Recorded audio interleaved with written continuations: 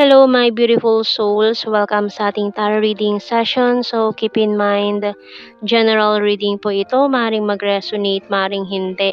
Kunin nyo na lang po kung para sa inyo and leave the rest. Maring mag-shift ng energies or magkabaliktad ang sitwasyon. Kaya kayo na pong bahala kung saan kayo nakalugor sa reading natin. Okay. Oops.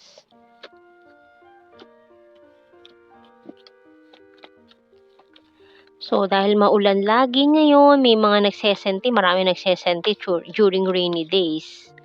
Ayan. We have here light bulb and tide. Uy, may mga tali na naman na may mga gustong makawala, gustong makaranas ng freedom, ma-experience ang freedom. Parang may mga nasasakal. Tingnan natin to. Or nasakal sa nakaraan, kumalas, ngayon nagsesenti. Ayan. Tingnan natin. Deep well and open book. Parang may nagsesente ditong tulala eh. Ayan, laging tulala, laging naka sa kawalan, nakamasid sa malayo ang tingin. Parang, ayan, bottom card natin is magnifying glass. Ayan. So, parang may mga iniimbestigahan siya, inaalam tungkol sa iyo, background. Parang may nananaginip pa ng gising dito, nakatulala sa hangin. Ayan, nananaginip ng gising. Nagsesenti, parang ang layo-layo ng tingin. Tingnan natin to sa ating tarot cards. We have here, Strength card. It's Leo energy. And the Queen of Wands, Strong Fire, Aries, Leo, Sagittarius. So, ayan o, hindi siya makakatulog o. Di makatulog sa gabi, sa kaiisip daw. And Four of Cups. Oh, we have here the King of Wands. So, wow. Couple fire. And we also have here the Six of Swords and the Fool. It's Aries. And the Eight of Pentacles. Okay, so yung bottom card natin dito, wow, Lovers. Gemini. Okay. Kasi itong taon to, ang lalim ng iniisip niya. Ang layo, talagang parang deep well. Ayun, no? Deep well, ang lalim. Ang lalim ng iniisip niya. So, sinasabi niya dito, this is not over yet, boy. And I want to marry you someday. Papakasalan pa kita. May ganun. Giving up. Pero parang give up mo na tong sitwasyon na to eh. Kasi parang wala nang patutunguhan. Ayan. Kaya, ayan. I will fight for you. You complete me.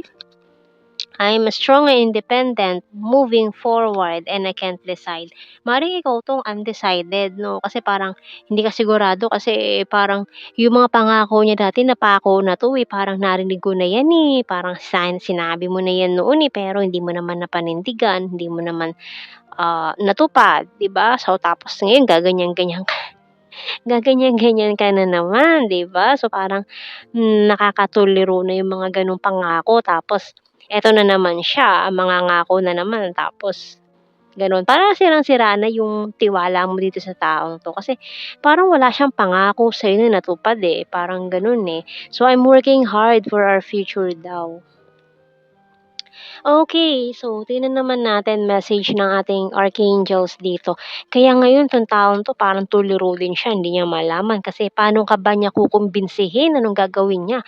Kaya yun laging tulala, parang tulala sa kawalan, parang sabog. Hindi naman sa gano'n, pero ayun, eh, kasi dahil minsan malalim ang iniisip, hindi mo makausap ng maayos, 'di ba? And message ng archangels natin, wow, victory. By Archangel Sandalphon, your prayers have been heard and answered. Have faith. So, tiwala lang. Huwag mainip. Ito na, victory. Oh. Victory is yours. 'Di ba? So, tingnan pa natin dito sa ating mga initials. Letter A.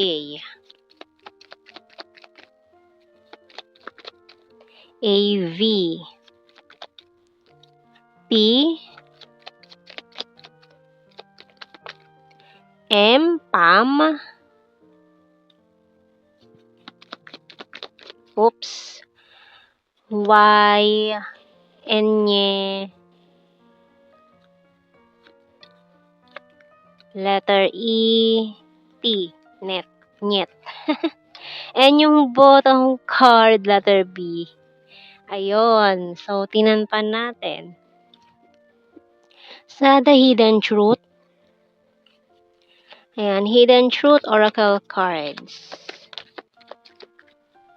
So many things remind me of you.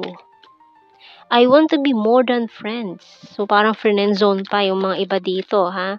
I look for you everywhere. I replay our conversations over and over. Oops. And I know I was a distraction from your pain. It's time for me to heal now, and I know I messed up everything. Yeah, oo. Kasi sinabotahe niya tong connection na to eh. Kaya ngayon parang nanghihinayang siya sa mga nangyari.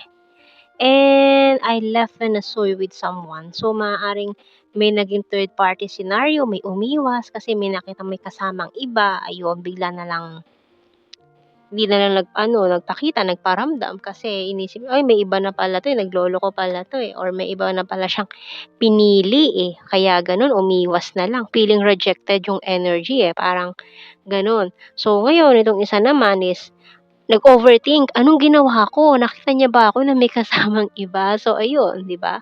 So, maaaring na kung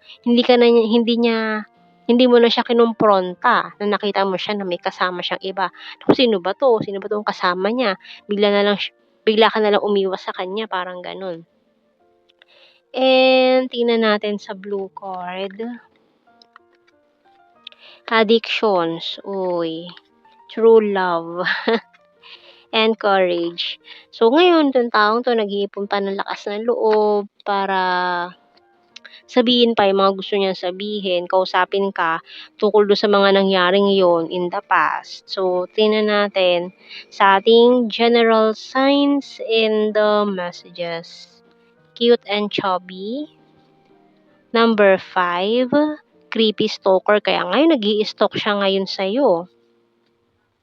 Gorgeous, quiet person, travel, funny. Number 10, smart, national capital region, very serious, July, party animal, yan, may mga plastic pa na nanggugulo, mga plastic persons around you na nakikisawsaw, kind-hearted.